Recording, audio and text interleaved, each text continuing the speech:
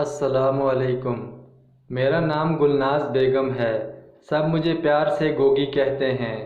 میں ایک مزدور باپ کی اکلوتی بیٹی تھی۔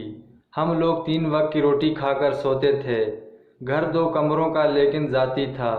میرے والد چاٹ کی ریڑھی لگاتے تھے، والدہ سلائی کڑھائی کا کام گھر میں ہی کرتی تھیں۔ میں اسکول بھی جا رہی تھی۔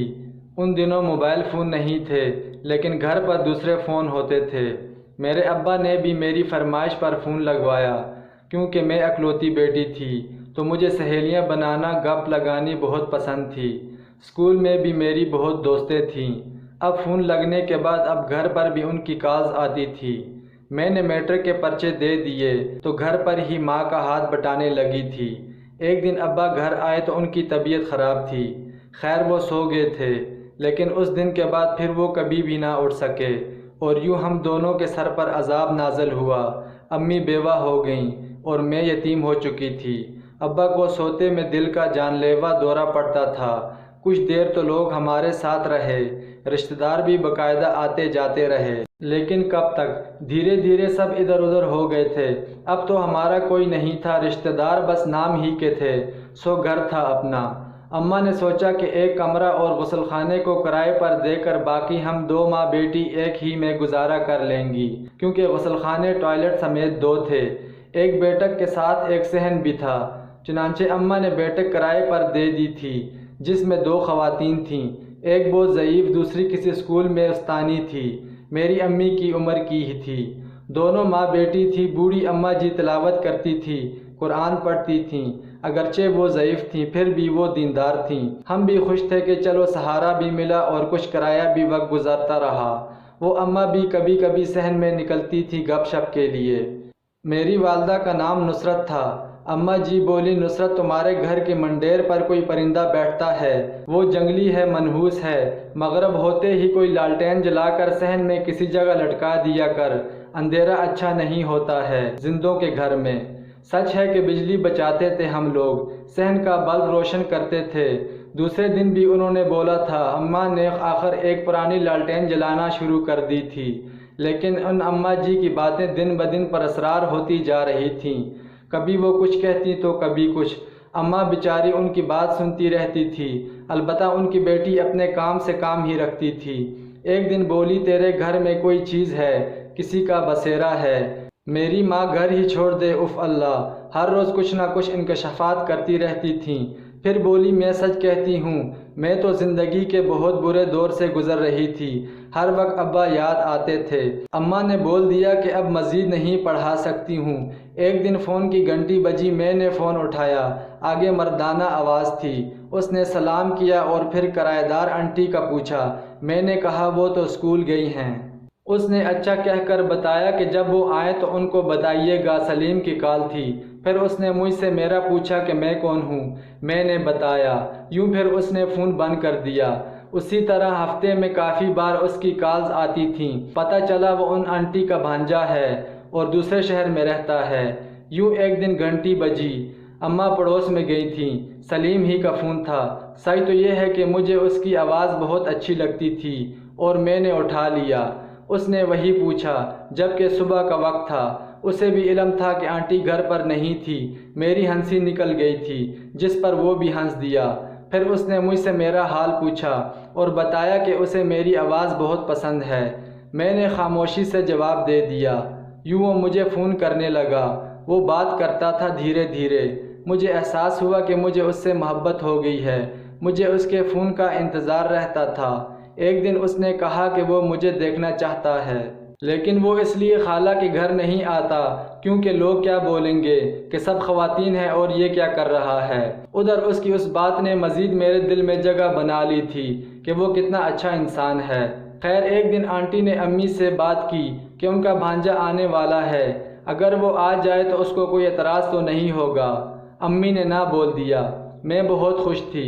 امی نے مجھے کہا کہ میں صحن میں بالکل بھی نہ جاؤں آج۔ یوں میں نے اسے دیکھا پردے سے۔ وہ قد آور، سانولا لیکن پرکشش تھا۔ اس نے مونچھیں رکھی ہوئی تھیں اور اس کی آنکھیں بہت بڑی، چمکدار اور کالی سیاہ تھیں۔ خیر گرمیوں میں آیا تھا۔ وہ تینوں صحن میں بیٹھے ہوئے تھے۔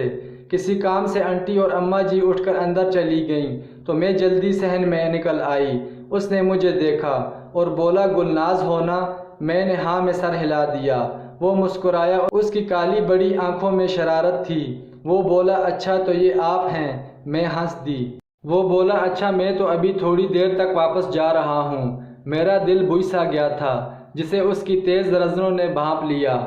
وہ بولا کہتی ہو تو میں نہیں جاتا ہوں۔ میں جواب میں مسکرا دی۔ وہ بولا دیکھو پھر آؤں گا۔ ٹھیک ہے ابھی میرا رکنا ٹھیک نہیں ہوگا، اچھا بھی نہیں لگتا ہے۔ یہ کہہ کر وہ بیٹھ گیا اور اماں آ گئی تھی۔ میں بھی جلدی سے اندر چلی گئی تھی اور وہ چلا گیا تھا۔ جاتے ہی اس نے کال کی تھی مجھے اور بہت باتیں کیں کہ میں اسے بہت اچھی لگی ہوں وغیرہ وغیرہ۔ یوں دن بدن میں صرف اس کے بارے میں سوچنے لگی تھی۔ سلیم کے بقول ان آنٹی نے ہی ان کو پالا تھا کیونکہ اس کے والدین بچپن ہی میں مر گئے تھے اور وہ ہیلتھ وزٹر ہے، سیٹ ہے، شادی کرنا چاہتا ہے۔ ان دنوں میرے کچھ رشتے بھی آنا شروع ہو گئے تھے جس پر میں نے اماں کو کہہ دیا تھا کہ نہیں کروں گی۔ میں اپنے آپ کو اسی کے ساتھ دیکھنا چاہتی تھی، کسی اور کے ساتھ نہیں۔ اس نے بھی مجھے یقین دلایا تھا کہ وہ آنٹی سے بولے گا۔ وقت پر وقت گزرتا جا رہا تھا۔ ہم دونوں بہت قریب آتے جا رہے تھے۔ فون پر گھنٹوں باتیں، ایک دوسروں کے وش کارڈ دینا، تحفے تحائف، اور یوں وہ گائے بگائے چکر بھی لگانے لگتا تھا۔ کم وقت کے لیے رکتا، بس ہم آمنے سامنے دیکھ لیتے تھے۔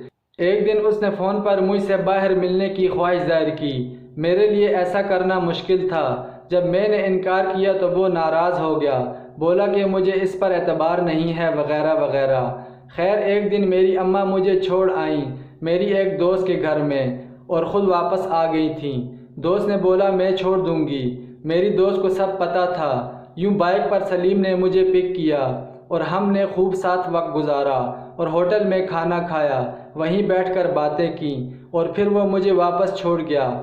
بعد میں گھر واپس آ گئی تھی۔ اس طرح اب ہم کافی بار ملے۔ ایک بار اس نے کہا کہ وہ بہت جلد آنٹی سے بولے گا رشتے کے لیے، جسے سن کر میں خوش ہو گئی تھی۔ یوں ملتے ملتے پتہ ہی نہیں چلا ہم لوگ بہت آگے نکل گئے تھے، جہاں سے واپسی بہت مشکل ہوتی ہے۔ لیکن مجھے کچھ حیرت ہوئی کہ آخر یہ رشتہ کب بھیجے گا؟ اب تو بہت ضروری ہو چکا ہے۔ کبھی وہ کچھ کہتا تو کبھی کچھ۔ آخر میں نے اسے بول دیا کہ اب وہ بات کرے۔ ہم جو کچھ بھی کر رہے تھے سب سے چھپ کر رہے تھے، اس کا کسی کو بھی علم نہیں تھا۔